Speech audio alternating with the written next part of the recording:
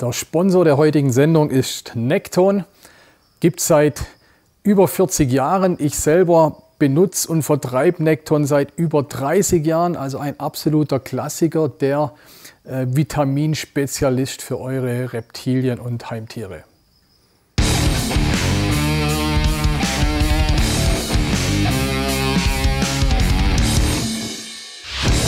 Hallo zu einer neuen Reptil-TV-Folge. Mein Intro-Tierchen heute eine relativ riesige Breitrandschildkröte, Testudo marginata, ein wirklich stattliches Männchen. Als Intro-Tierchen zum einen wegen der Größe, um euch zu zeigen. Zum anderen hat es mit der auch was auf sich, die haben wir hier gekriegt. Der Besitzer ist für die nächsten Jahre unabkömmlich, leider. Und so kamen wir zu dem Tier, der sitzt uns natürlich auf, fast nur im Weg, als Männchen gar nicht so leicht unterzubringen. Vielleicht wisst ihr oder habt ihr die Möglichkeit, so ein großes Breitrandschildkrötenmännchen zu pflegen, unterzubringen. Dann könnt ihr mir gern eine Nachricht schicken. Ja, deswegen heute mein Intro-Tierchen, der große, stolze Breitrandmann. Bisschen leichten Geierschnabel hat er da vorne, ne? Aber sonst wirklich ein hübsches Tierchen. Wir sind bei unserem Reptilien-ABC beim D angelangt, haben um eure Vorschläge gebeten. Das kann manchmal ein ganz schön heißes Unterfangen sein, wie in dem Fall. Wahnsinnig viel von euch haben gesagt, wir wollen Dionennatter, ne? Ich glaube, das war die überwiegende Mehrheit.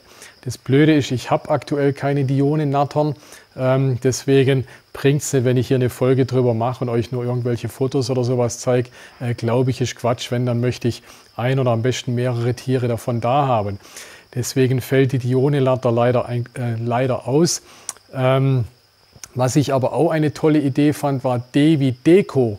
Dass wir heute mal das Thema Deko ansprechen, finde ich wirklich eine gute, wichtige Idee und das machen wir jetzt Schritt für Schritt. Ich denke, der wichtigste Punkt im Terrarium oder die wichtigste Deko im Terrarium ist ein Versteck. Müsste ich jetzt mal schwer überlegen. Mir fällt wirklich kein Reptil ein, das kein Versteck braucht oder will. Deswegen ist es absolut unerlässlich, wenn wir das Thema Deko haben. Es gibt natürlich Verstecke, die haben mit Deko nicht allzu viel zu tun, ne? Die sind rein praktisch und hygienisch, ne? Die kann ich in die Spülmaschine machen, wenn ich will, oder so gut reinigen. Da kann sich das Tier einfach gut verstecken. Oder wir verwenden relativ viel von diesen Tupperdosen als Versteck, ne? Da liegt so ein kleiner Ghost Champagne jetzt drin. Also das ist bei uns ein wichtiges Utensil in jeder Box mit drin, aber es ist jetzt nicht wirklich wahnsinnig dekorativ, ne?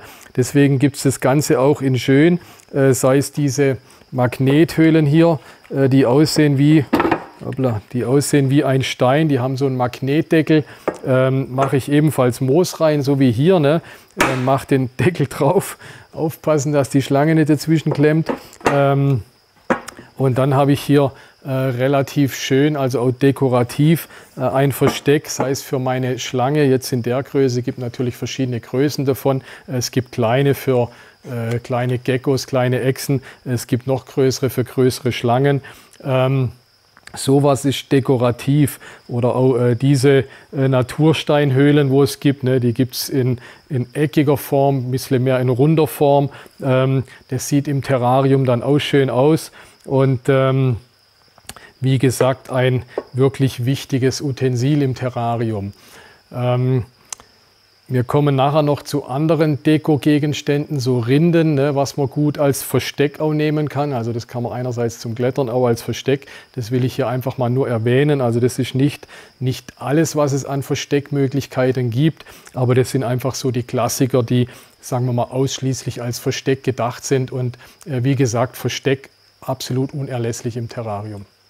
Dann wird es jetzt deutlich natürlicher hier und deutlich dekorativer. Wir kommen zu den Klettermöglichkeiten im Terrarium. Fast jeder macht irgendwelche so Klettersachen rein.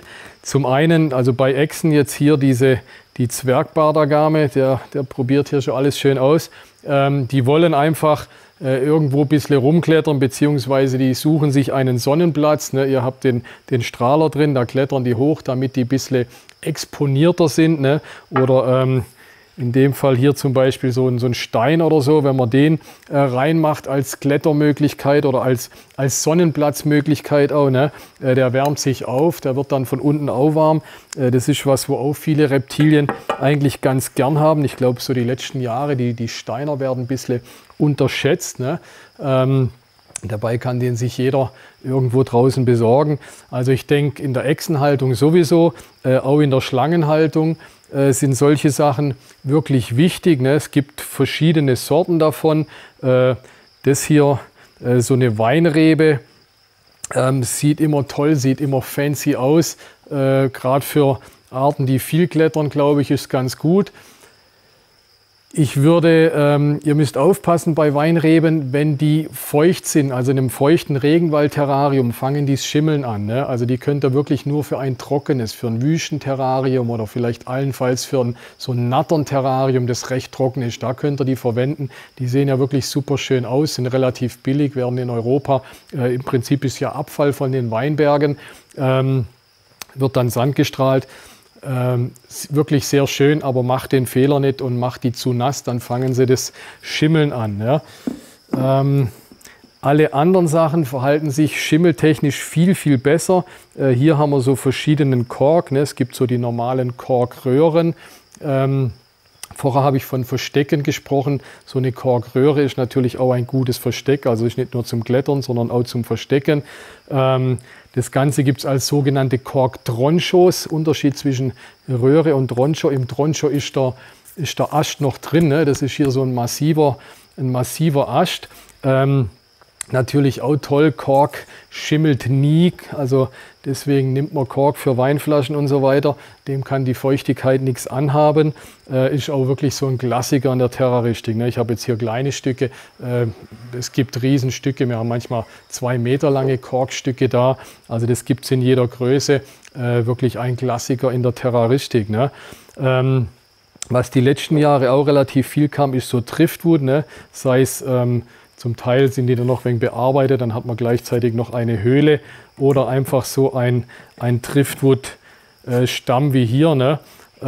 Sieht immer schön aus. Ne? Das Wasser hat da natürlich so die Form reingemacht. Sieht gut aus, eignet sich auch ganz gut als Klettermöglichkeit oder auch für Schlangen zum Häuten, ne? Wenn die raue Oberfläche sicherlich auch gut. Und eben vom Schimmeln oder sowas her auch gar kein Problem, da passiert gar nichts.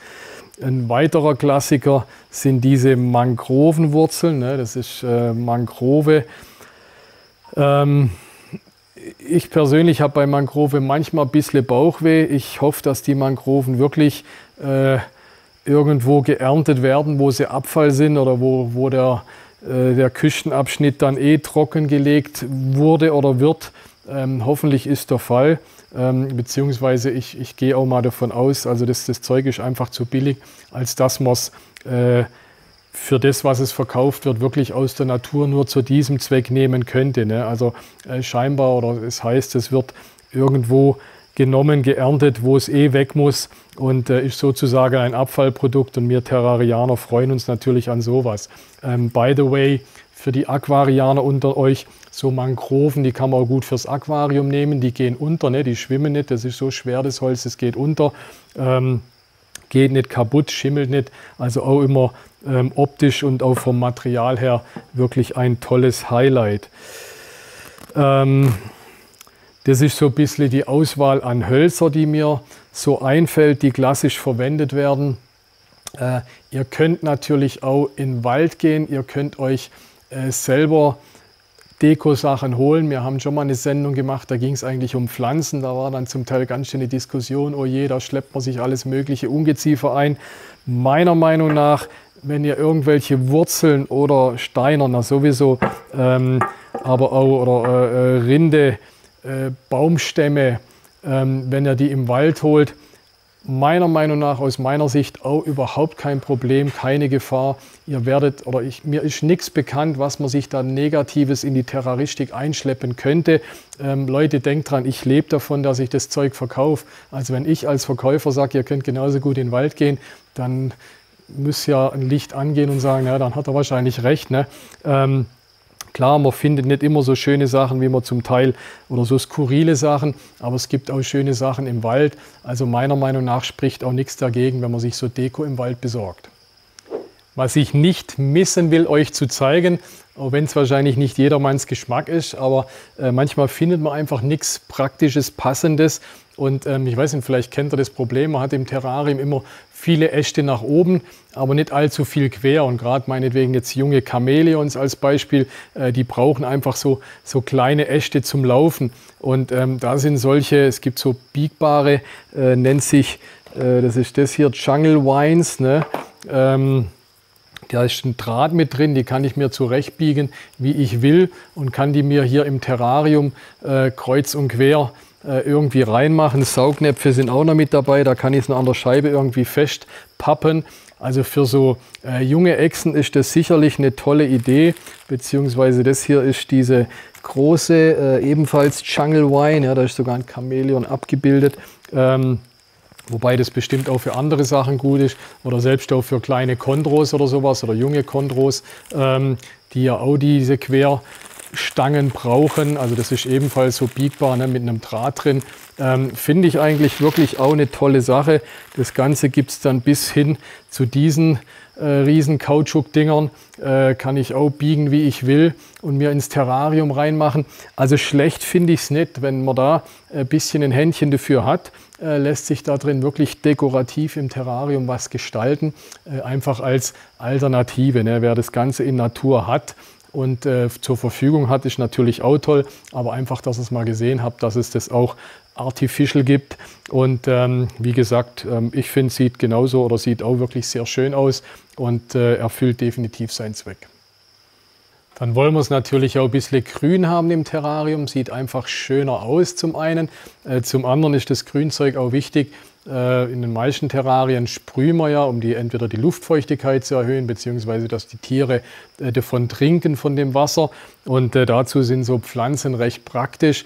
In dem Fall habe ich jetzt einfach künstliche Pflanzen. In der Terraristik, glaube ich, wird mehr verwendet wie echte Pflanzen. Echte Pflanze ist auch eine ganz tolle Sache. Haben wir auch eine Reptil-TV-Folge drüber, nennt sich Terrarienbepflanzung. Schaut da mal rein, wenn es um die Pflanzen speziell geht. Hier jetzt einfach mal ein paar so Hänger und hier so eine, wie nennen sie sich, diese Airplanes, ne?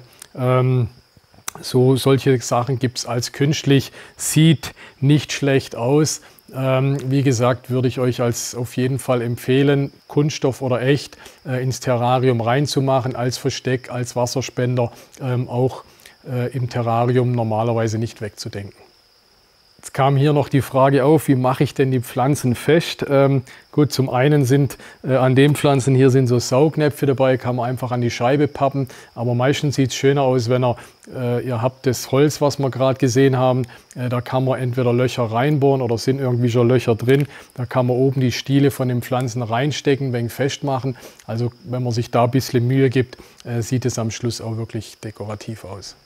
Dann braucht man natürlich eine Wasserschale im Terrarium, also für fast alle Terrarientiere ist das ganz wichtig.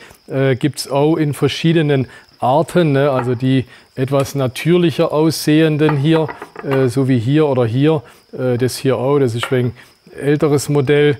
Ich sag mal, so sahen sie früher aus mittlerweile, also sie werden optisch im Prinzip immer ein bisschen schöner. Dann gibt es hier so ganz praktisch, aber steril, so Keramikschalen oder ebenfalls künstlich hergestellt, aber recht zweckdienlich sind so Wasserschalen, die man an der Scheibe festmachen kann, also für irgendwelche kletternden Geckos zum Beispiel oder sowas oder für baumlebende Schlangen, für kleinere, kann ich das an der Scheibe in der Nähe von den Tieren festmachen. Hat sicherlich auch seine Berechtigung und ist wirklich gut und praktisch.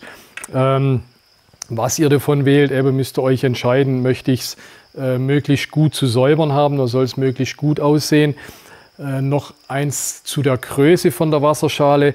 Also zum einen, gut, die Wasserschale hat vielleicht den Zweck, die Luftfeuchtigkeit etwas zu erhöhen. Braucht man aber nicht arg überschätzen. Also selbst wenn ich so eine Wasserschale da reinstelle, an der Luftfeuchtigkeit ändert sich nicht allzu viel. Klar ist die umso größer ist die Oberfläche, umso mehr verdunstet. Also so kann ich minimal an der Luftfeuchtigkeit ein bisschen was ändern. Wie gesagt, hilft nicht allzu viel. Da müsst ihr einfach sprühen für die Luftfeuchtigkeit. Zum anderen ist es eben für die Tiere zum Trinken. Und als alte Terrarianer-Weisheit sagt man, die Wasserschale sollte immer so groß sein, dass das Tier bequem drin baden kann, ne? Egal welches Tier. Selbst Echsen, Schildkröten gehen auch, müsst ihr gucken natürlich, dass die wieder gut rein und rauskommen, aber ganz klassisch auch Schlangen sollten gut drin baden können. Also in dem Fall habe ich hier so eine Sinaloe. Ich denke, so diese Größe hier ist auf jeden Fall mehr wie okay. Nummer kleiner würde auch gehen. Hier genau das Gleiche. Also die ist mehr wie ausreichend groß. Sogar eine Nummer kleiner wäre machbar. So was Kleines hier wäre zu klein für die. Ne? Sie soll die Möglichkeit haben, sich reinzulegen. Wasserschalen können ja auch ein Anzeichen sein für Milben zum Beispiel. Ne? Die meisten Schlangen, wenn sie ins Wasser liegen, kann sein, dass sie Milben haben. Müsst ihr hellhörig werden, gucken genau, schwimmt da irgendwas im Wasser rum. Aber sie soll eben die Möglichkeit haben, da reinzugehen. Dann gibt es noch wegen die Sachen zum Reinlegen, würde ich jetzt gerade mal so sagen. Das ist, fällt eher unter Deko. Ich glaube, für das Terrarientier ist wahrscheinlich relativ egal. Aber es macht das Terrarium an sich einfach vielleicht wegen ansprechender, ein bisschen naturähnlicher. Ne? Also hier vorne haben wir hier so den natürlichen Teil. Ne? Das nennt sich Buddha-Nuss. Das hier nennt sich Entenschnabel, ne? Was eigentlich ganz passend ist. Eukalyptusklaue, also es sind wirklich alles natürlich vorkommende Sachen. Hier ein Hexennuss heißen die Sachen hier. Und das ist so ein Tannenzapfen, australischer Höhlenzapfen. Sowas kann man reinmachen, einfach ein wenig reinlegen, wie gesagt, um dieses natürliche Ambiente ein wenig zu verstärken. Finde ich recht hübsch, recht schön. Und dann gibt es natürlich auch so die Klassiker hier, so dieser Dino- oder T-Rex-Skull oder Totenkopf ist auch der Klassiker in der Terroristik, ne, dass man sich so einen Totenkopf reinstellt oder hier so einen Schildkrötenpanzer vielleicht. Da gibt es auch jede Menge Artificial Zeugs, ne, was man nehmen kann. Dem einen gefällt es, dem anderen nicht. Ne. Hier hat man extra noch so ein Loch reingemacht in den Skull, ne? Wahrscheinlich damit die Schlange hier schön rauskriechen kann oder durchs Auge oder so. Weiß ich nicht, war noch nie ganz so mein Geschmack, das da hinten. Aber ich habe auch schon Terrarien gesehen, da hat es gepasst, da sah es ganz cool aus. Irgendwelche nordamerikanischen Königsnattern oder sowas, da mag das auch mal reinpassen oder wenn das Ambiente entsprechend so gemacht ist. Also ich glaube, da ist auch jedem seinem Geschmack überlassen. Dem Terrarientier wird es wirklich pups egal sein, ob da jetzt eine Buddha-Nuss drin liegt oder ein Totenschädel. Das Terrarientier möchte sich irgendwie ein wenig verstecken. Das ist bei allem eher nicht möglich, aber der kriecht da ein wenig rum. Und was da drin rumsteht und rumliegt, wie gesagt, glaube ich, ist dem Terrarientier in 99,9% der Fällen egal. Also was diese Dinge betrifft, ne? Das bezieht sich jetzt nicht auf die wichtigen Dinge, die ich vorher gesagt habe, wie Höhle, Klettermöglichkeit, Sonnenplatz. Ne? Das sind die wichtigen Dinge. Pflanzen vielleicht auch wegen der Feuchtigkeit. Aber sowas ist dann doch wirklich Deko sozusagen. Das heikelste Thema, was die Terrarien-Deko betrifft, sind die Bodensubstrate. Ich glaube, 10 Terrarianer, 10 Meinungen, wird echt immer heiß diskutiert. Hier mal ein paar Sachen, ein paar Klassiker aufgebahrt. Das ist Pinie, ne, so Reptibark. Das ist einfach europäische Pinie. Dann hier haben wir die Buchenholzspäne. Das ist auch ein alter Klassiker in der Terroristik. Eher für die trockenen Terrarien zu verwenden. Ne? Also für Kornattern, Lampropelten eignet sich, glaube ich, toll. Hier haben wir Espen, das kam die letzten Jahre auf, das kommt aus Osteuropa, ist aus eben Espenholz. Meiner Meinung nach, oder ich bin im Moment relativ Fan von diesem Espensubstrat, finde ich wirklich super, für viele Schlangen geeignet, für viele Echsen, für Schildkröten verwenden wir es, finde ich es wirklich toll. Ebenfalls klassisches Terrariensubstrat ist irgend so ein Sand und am besten noch rot. Ich weiß nicht, Terrarianer, wir stehen scheinbar alle auf rot. Also roter Sand ist auch wegen so der Evergreen in der Terraristik. Was für welches Terrarientier könnte man eine eigene Sendung drüber machen, und vor allem der Shitstorm, der anschließend, oder die Diskussion, die anschließend losgehen würde, die wäre wahrscheinlich immens, weil, wie gesagt, jeder Terrarianer sagt was anderes. Also so Holz ist zum Teil wahnsinnig verpönt. Wir aber nehmen seit 30 Jahren für fast alles Holz. Also ich habe wirklich beste Erfahrungen gemacht mit, gerade mit so Espen, oder es gibt auch so ein, bei uns heißt Reptile Wood Fine, heißt es, ne? Das ist auch so ein feines Einstreu. Ich finde es super, für, wie gesagt, für fast alle Terrarientiere finde ich es toll, hygienisch und so weiter. Diese Buchenspäne, auch schon ewig der Klassiker, unter Lampropeltenhaltern früher, Kornatterhaltern, war das wirklich das Terrarienmittel der Wahl. Ursprünglich waren das mal Räucherspäne, ne? Kommen aus der Gastroindustrie, ne? Damit tut man eigentlich irgendwelche Dinge räuchern, aber dann hat man es für die Terroristik zweckentfremdet und dann hat es sich etabliert. Bei den Buchenspänen muss ich eine kleine Einschränkung machen. Wenn die auf Dauer feucht sind, fangen sie das Schimmeln an. Das ist das, was mir an denen nicht so ganz gefällt. Ne? Habe ich ein wirklich feuchtes Terrarium oder habe ich Moos meinetwegen mit dran, dann fangen die mit der Zeit an zu schimmeln. Deswegen sind sie bei mir nicht mehr ganz so die Favoriten. Zumindest nicht für Terrarien, die ein bisschen feuchter sind. Von den anderen Substraten hat man meiner Meinung nach oder meiner Erfahrung nach nie ein Schimmelproblem. Ne? Also das Espen schimmelt gar nicht, das Pinie schimmelt nicht, der Sand schimmelt auch nicht. Manchmal beim Kokoshumus kann man es ein bisschen haben, dass sich gleich ein Schimmel obendrauf absetzt. Und wie gesagt, hier bei den Buchenspänen muss man aufpassen. Zum Schimmeln noch abschließend was zu sagen. Ich habe es vorher auch schon bei den Weinreben angesprochen, da kann man auch das Schimmelproblem haben. Der Schimmel kann am Holz, am Substrat liegen, ne? Buche, Weinrebe, unter Umständen Kokos, aber beim Kokos, glaube ich, liegt schon an der Belüftung. Ein großer Grund am Schimmel ist, wie in Wohnungen, wie überall auch, ist, wenn die Luft nicht frisch genug ist im Terrarium. Ne? Wenn das eine stickige, modrige, muchtige Luft ist, dann wird der Schimmel begünstigt. Ne? Und wenn dann noch irgendwo die Schimmelsporen herkommen, welcher irgendwo mal was geschimmelt hat, dann habe ich das Risiko viel mehr, dass sich Schimmel im Terrarium sich bildet. Oder zum Beispiel auch beim Sphagnummoos. Ich habe schon Kunden gehabt, die haben gesagt, mein Moos schimmelt. Also so Sphagnummoos schimmelt eigentlich so gut wie nie. Aber es gibt Terrarianer, bei denen fängt es Schimmeln an. Fast unergründlich, wieso. Ich denke, es hat mit der Belüftung im Terrarium zu tun, wenn das Terrarium zu schlecht belüftet ist und wenn, wie gesagt, schon irgendwelche Schimmelsporen irgendwo in der Luft sind, dann kann sich so ein Schimmel drauf festsetzen und wachsen und gedeihen. Da müsst ihr natürlich aufpassen, das sollte in der Terroristik nicht sein. Noch der Vollständigkeit halber, was wirklich in keinem Versteck im Terrarium, also selbst ein Wüstenbewohner, selbst Bartagamen, Dornschwanzagamen, würde ich euch empfehlen, macht feuchtes Moos in das Versteck rein. In jedem Reptilienversteck, glaube ich, das man in der Natur überprüfen würde, würde man merken, dass eine relativ hohe Luftfeuchtigkeit herrscht, beziehungsweise dass es feucht ist in dem Versteck, und das braucht man in der Terroristik auch. Wir haben vorher die Höhlen gesehen, ne, mit dem Magnetdeckel oder die einfachen und so weiter. Überall macht dieses Sphagnummoos rein. Das hilft euch, dass zum einen das Versteck feucht bleibt und in den meisten Terrarien hilft es auch, die Luftfeuchtigkeit höher zu halten. Ne? Das verdunstet das Wasser, was in dem Moos drin ist. Ich muss es immer wieder gut nachfeuchten.